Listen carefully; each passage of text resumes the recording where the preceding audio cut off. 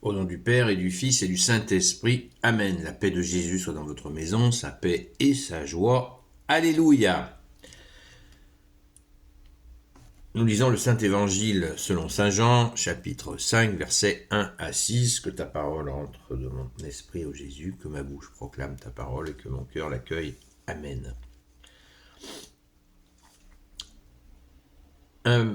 Le paralysé de la piscine de Bethesda. Après cela, il y eut une fête des Juifs et Jésus monta à Jérusalem. À Jérusalem, près de la porte des brebis, il y a une piscine appelée en hébreu Bethesda. Elle a 5 rangées d'arcades et sous les arcades était étendue une quantité de malades avec des aveugles, des boiteux et des paralysés. Tous attendaient que l'eau bouge, car de temps en temps un ange du Seigneur descendait dans la piscine et faisait bouillonner l'eau. Lorsque l'eau avait été agitée, le premier qui descendait était guéri, quelle que soit sa maladie. Il y avait donc là un homme qui était infirme depuis 38 ans. Jésus le voit étendu. Quand il apprend que l'homme est là depuis fort longtemps, il lui dit « Veux-tu guérir ?»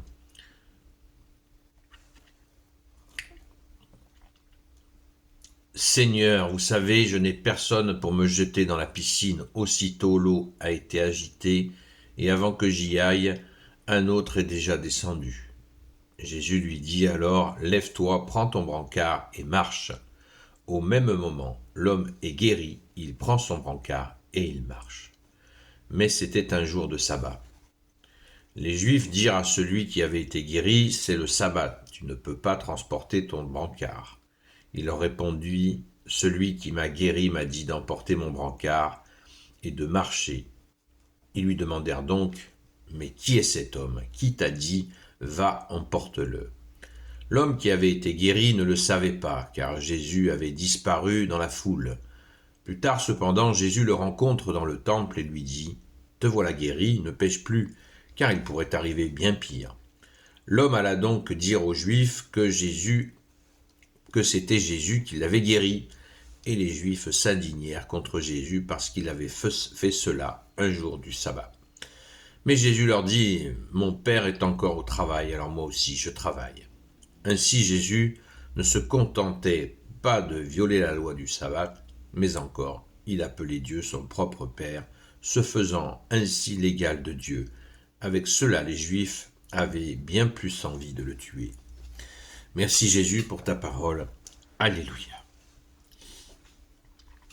Alors j'ai poursuivi la lecture jusqu'au verset 18, car c'est bien le contexte général de ce qui se passe pour cette guérison miraculeuse. Alors cette porte de Bethesda, où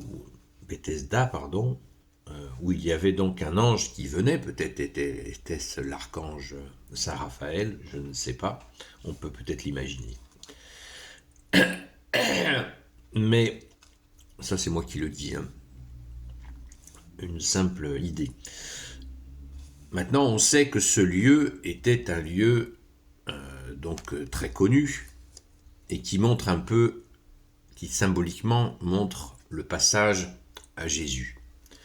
Que Jésus vient, comme j'ai la phrase la plus répétée dans tout l'évangile, c'est « le royaume s'est fait proche ». Et bien le royaume qui se fait proche s'appelle Jésus, merci Jésus, et il vient dans ce lieu pour dire, non, ce système-là où il y en a un qui est guéri et puis les autres n'ont même pas le temps de venir, c'est terminé. C'est terminé. Maintenant, nous passons par Jésus le Christ Jésus. C'est une œuvre de justice, parce que vous imaginez ce malheureux qui est là, et qui est donc dans cette situation, nous dit-on, depuis 38 ans. Verset 5, il y avait donc là un homme qui était infirme depuis 38 ans. Donc, je ne sais pas depuis combien de temps il attendait dans cette fameuse piscine. Mais là, c'est vraiment un tournant qui ne plaît pas à tout le monde. On revoit, là, on est au début du chapitre de Saint Jean, de l'évangile selon Saint Jean. Donc là, déjà, ça commence à chauffer. Les tenants de la religion de l'époque ne supportent pas les miracles le jour du sabbat, qui est le jour du repos. Alors que Jésus essaiera pédagogiquement de leur expliquer gentiment, mais on imagine avec une fermeté puissante, la fermeté de Dieu, il leur dit, les gars,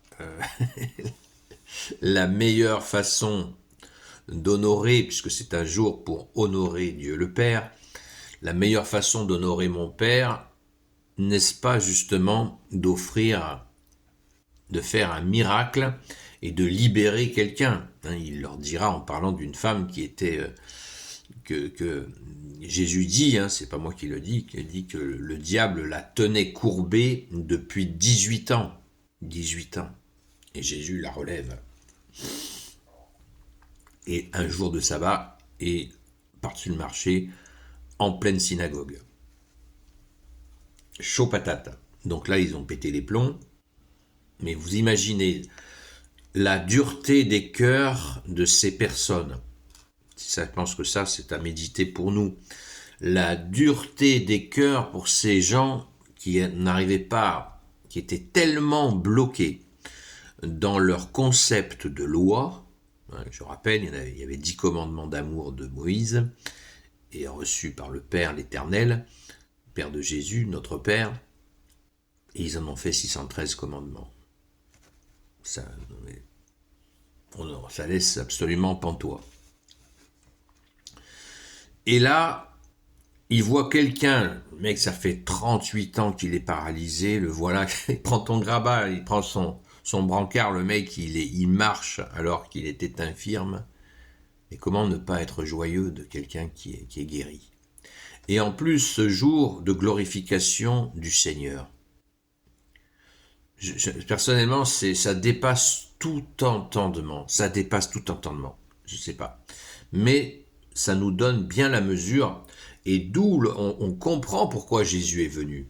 On comprend le contexte. Dans ce contexte de dureté terrible, plus d'amour, je le répète, c'est le sens du premier miracle, la transformation de l'eau en vin.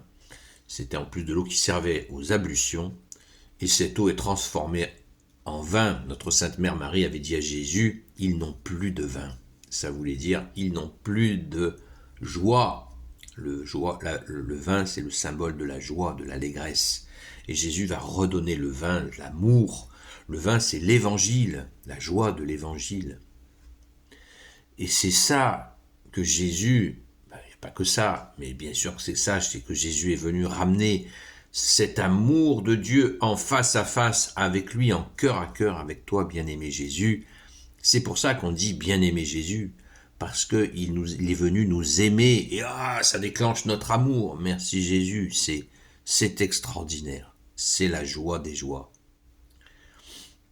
Et ces gens-là, ils ont fermé leur cœur pour tomber dans un règlement. Attention, attention, ne tombons pas, nous catholiques, dans cette fermeture du cœur en disant je respecte, moi je respecte le catéchisme.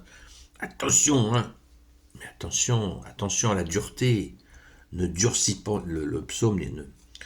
Aujourd'hui, ne fermons pas notre cœur, mais écoutons la voix du Seigneur, dit le psaume. Vous voyez, c'est dit même dans les psaumes. Ou alors, la plus célèbre, Jésus, donne-nous un cœur de chair. Pour quitter ce cœur de pierre, là, c'est pas de la pierre, je sais pas ce qui est plus dur que la pierre, mais c'est du tungstène. De ne pas être dans la joie de cette guérison de ce paralysé. Je ne comprends pas. Je ne comprends pas.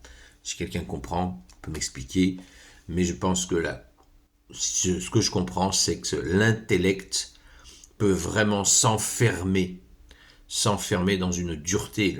Quand l'intellectuel prend le pas sur le cœur, alors que les deux doivent collaborer, le cœur et l'intellect,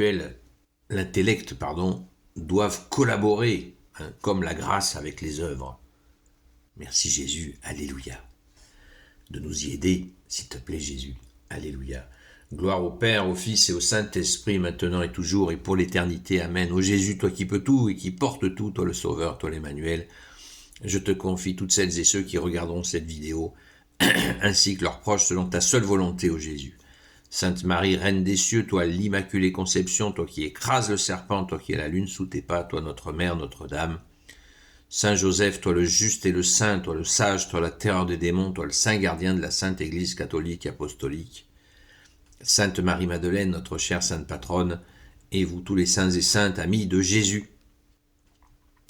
Saint Michel Archange, Saint Gabriel Archange, Saint Raphaël Archange, et vous tous les anges qui servez Jésus, je vous confie toutes celles et ceux qui regarderont cette vidéo, ainsi que leurs proches, selon ta seule volonté, ô Jésus. Notre chère sainte patronne, Sainte Marie-Madeleine, a subi aussi cela, quand elle s'est jetée aux pieds de Jésus pour lui demander pardon. Que n'a-t-elle pas entendu à propos d'elle? Des jugements de M-E-R-D-E, des jugements terribles, terribles, alors qu'elle venait de trouver l'amour.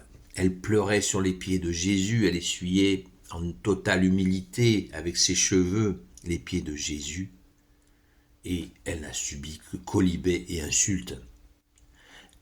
Mais elle a fait sa route, elle n'a pas eu peur. Merci Sainte Marie-Madeleine, toi qui es née de nouveau, première témoin de la résurrection. Amen. La paix de Jésus soit dans votre maison. Je vous donne rendez-vous ce soir à 20h sur la chaîne Seul Jésus Sauve sur TikTok, de 20h jusqu'à 22h. À très vite, à la grâce de Jésus.